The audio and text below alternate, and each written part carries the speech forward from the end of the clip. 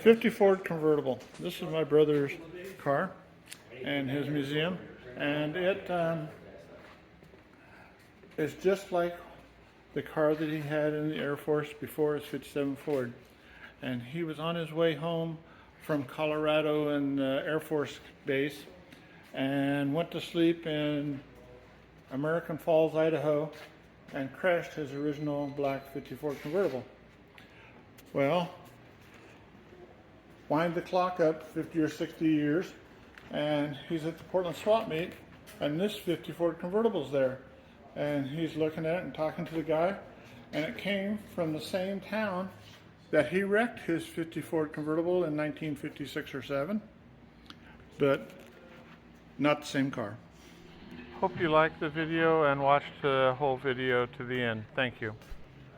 50 Ford convertibles, or 50 Fords period, were kind of like 55 to 7 Chevrolets in their day. They were very, very popular amongst everybody.